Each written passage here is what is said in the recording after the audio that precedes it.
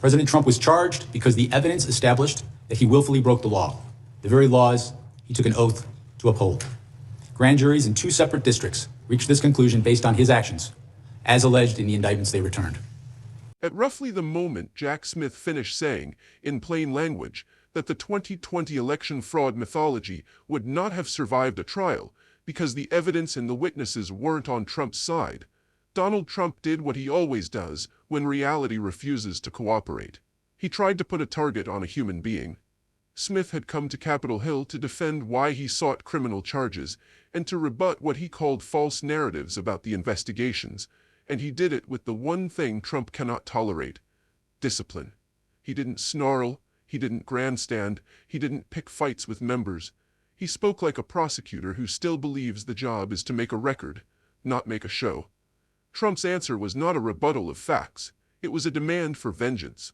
In public remarks and on social media, he denounced Smith in personal terms and urged that Smith be prosecuted, treating the Justice Department not as an institution, but as a cudgel he should be able to swing whenever someone touches him. The contrast was almost too clean to be real. The man making the legal argument stayed measured. The man demanding the state be used against him spiraled into the language of punishment. This is not a story about Jack Smith's personality. It's not even, at its core, a story about the technicalities of special counsel investigations or the procedural reality that Smith dropped the cases after Trump returned to office because long-standing Justice Department policy disfavors prosecuting a sitting president. It's a story about what Trump has been building in plain sight for years: a politics that treats public power as private property, a movement that calls itself populist while demanding that government serve one man's grudges, and a party that keeps chanting about weaponization while quietly admiring the weapon. Deranged Jack Smith, in my opinion, is a criminal. And I noticed his interviewer was, I think that was Weissman. And I hope they're going to look into Weissman too. Weissman's a bad guy. And he had somebody in Lisa, who was his puppet, worked in the office really as the top person. When Trump calls Smith deranged and calls for prosecution, he is not merely venting. He is sending an instruction to the bureaucracy and a signal to his base. The instruction is simple: loyalty is not optional, and independence will be punished. The signal is simpler: the state can be used to settle scores, and that is not a scandal, but a promise. This is why the right phrase for what's happening is not hypocrisy, though the hypocrisy is obvious. The right phrase is inversion. Trump has inverted the meaning of his own slogans. The man who built a career railing against a deep state now frames the Justice Department as something that should be deep only for him, a system that should function like a personal security detail and a personal prosecutor's office at the same time. You can hear this inversion when he repeats the line about a weaponized government, because what he is really saying is not, "Government should never be weaponized." What he is saying is, "Government should never be weaponized against me." If it is weaponized for him, if it is pointed outward at prosecutors, critics, whistleblowers, witnesses, then it becomes, in his telling, justice. That is the core trick. He doesn't ask supporters to abandon the rule of law. He asks them to redefine it until it becomes unrecognizable. Under Trump's logic, a prosecutor pursuing evidence is political. A president demanding prosecution of the prosecutor is patriotic. Under Trump's logic, a witness describing what happened is a traitor. The leader threatening them is a protector. Under Trump's logic, courts are legitimate only when they validate him. Everything else is fraud, corruption, insanity, conspiracy. None of this is new. It is the through line of Trump's public life. Years before Smith testified, Trump was already using the same dehumanizing personal language toward prosecutors and officials, calling people lunatics, and even calling Smith an animal as he attacked those investigating him. The difference now is not the rhetoric. The difference is the environment the rhetoric is landing in. Trump is no longer just a candidate using insults as performance. He is a president again, and the more he insists that critics should be punished, the more he trains the system to anticipate punishment as policy rather than aberration. And here is where the betrayal becomes impossible to ignore. While Trump keeps the country locked in a permanent revenge cycle, the populist promises that put him in position to seek this kind of power keep evaporating. Populism, at least as advertised, is supposed to be about the price of groceries, the rent check, the hospital bill, the paycheck that doesn't stretch, the sense that elites use institutions to protect themselves. Trump rode that feeling like a wave. He promised affordability and relief. He promised an America that would stop bleeding abroad and start building at home. He promised to end inflation, starting on day one, to make the country affordable again. But even sympathetic fact-checking of price trends under his second term has described a mixed reality, with multiple key categories continuing to rise year over year: electricity, housing, medical care among them. Hardly the clean populist miracle the slogan suggested. Take Ukraine, the promise that was supposed to be proof of Trump's strongman efficiency. He repeatedly claimed he could end the war in 24 hours, an absolute theatrical boast that became a headline-shaped vow. Yet the war did not obey campaign rhetoric. Here we are, near the 4th anniversary of Russia's full-scale invasion, with negotiations still grinding and Trump publicly talking about meetings and reasonably close deals while the territorial and security questions remain the hard core of the conflict. The populist fantasy is that one man's will can dissolve geopolitics. The reality is that slogans do not substitute for strategy. But slogans do serve another purpose. They keep a base emotionally invested while the machinery of governance is redirected toward other priorities. Then there is Epstein, an issue Trump world has treated like a truth bomb. It was always about to drop, a promise made in campaign season tones. Trump at times signaled openness to releasing more Justice Department material, and reporting has documented how the demand to release Epstein files became a recurring pressure point that his administration has resisted or deflected, fueling a rift with parts of his own coalition.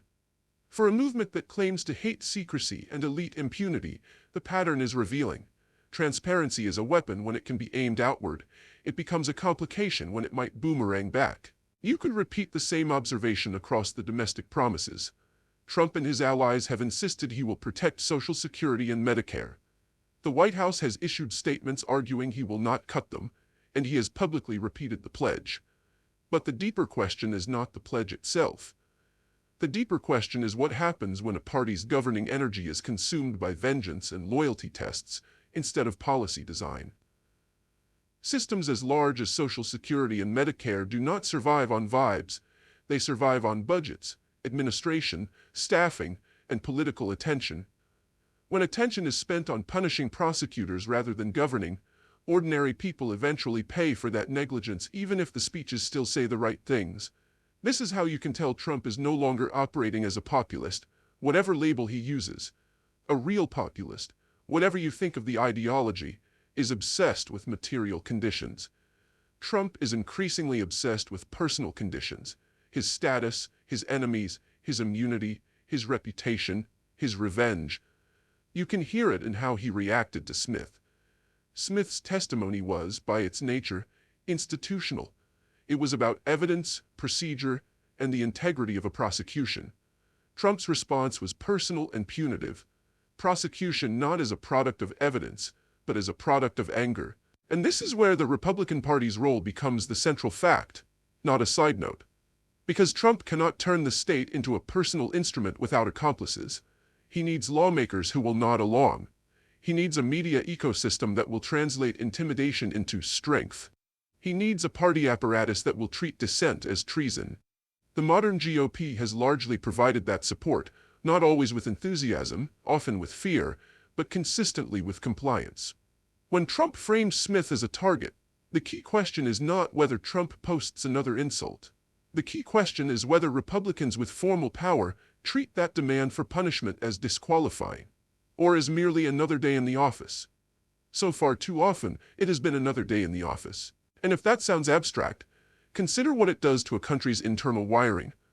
Prosecutors learn that doing their jobs may invite threats. Witnesses learn that telling the truth may invite harassment. Civil servants learn that neutrality is dangerous and loyalty is safer. Institutions do not collapse only when laws change. They collapse when behavior changes, when people who should be protected by norms realize the norms will not protect them anymore. That is how you get a government full of people who anticipate retribution and act accordingly, even without a single written order. That is not the rule of law. That is the rule of fear. It matters, then, that Smith stayed calm. It matters not because calm is virtuous in itself, but because calm is an institutional signal. The law is supposed to outlive the passions of any one man. And it matters that Trump responded with fury, because fury is also a signal. He cannot tolerate a system that is not personally obedient. A president who views independent prosecution as illegitimate is a president who views independence itself as illegitimate. At the same time, the temptation for voters is to tune out, to say this is just noise, just Trump being Trump, just politics is entertainment. That temptation is exactly what makes the moment dangerous, because Trump's greatest political talent is not persuasion, it is exhaustion. He overwhelms the public space until people stop distinguishing between normal and abnormal. He turns crisis into weather. He turns outrage into background noise. And once abnormal becomes normal, the guardrails do not break with a bang. They are simply walked around. This is why midterm elections are not merely a referendum on a president's agenda. They are a structural checkpoint. They determine who controls oversight, subpoenas, budgets, confirmations, investigations. They determine whether Congress functions as a constraint on executive abuse or as a public relations shield for it. They determine whether weaponization is resisted or institutionalized. If voters want to stop the conversion of government into a tool of personal revenge, they cannot treat the GOP as a neutral vehicle that just happens to be carrying Trump. The party is not a passenger. It is the engine room. It is the set of hands on the throttle. Punishing Trump politically without punishing the party that enables him is how you get the next Trump and the next and the next, each learning from the last, each more skilled at turning grievance into governance. The stakes are not whether you like Trump's personality. The stakes are whether you want a country where prosecutors and civil servants operate under the constant threat that displeasing the leader will lead to punishment, where the Justice Department is expected to behave like a partisan weapon, where the line between state power and personal revenge is treated as a matter of opinion. And if voters do decide to draw that line, they should also understand what information warfare looks like in an era like this. Movements that seek impunity do not merely attack courts. They attack the reality people use to evaluate courts. They flood the zone with narratives until citizens give up on knowing what's true. That is why independent journalism becomes not a luxury, but a form of civic infrastructure. When the press is captured or intimidated, impunity becomes effortless. When the press is independent and persistent, power has to work harder to lie. Supporting independent media is not a lifestyle preference. It is a way of keeping the public's eyes open long enough to matter. Trump's defenders will insist that all presidents get angry, that all politicians attack opponents, that this is nothing new. But the specifics matter. A president denouncing criticism is politics. A president calling for prosecution of the prosecutor who pursued him is something else. A president who frames institutional independence as betrayal is not merely partisan. He is signaling a new job description for government itself. And the moment you accept that description, you accept that your rights, your protections, your legal system are contingent on whether you are in favor or out of favor with the person at the top.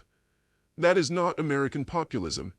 That is personal rule, sold with populist branding. So here is the honest conclusion that the country keeps trying to avoid, because it is uncomfortable.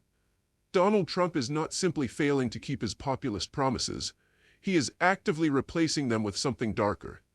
He is replacing the promise to serve the people with the demand that the people serve his vendettas. He is replacing the claim to fight elite corruption with a politics that asks for elite impunity, his impunity, at any cost.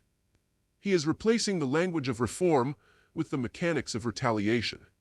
And the Republican Party, by continuing to align itself with this project, has become a partner in the transformation. Voters still have a peaceful tool to respond.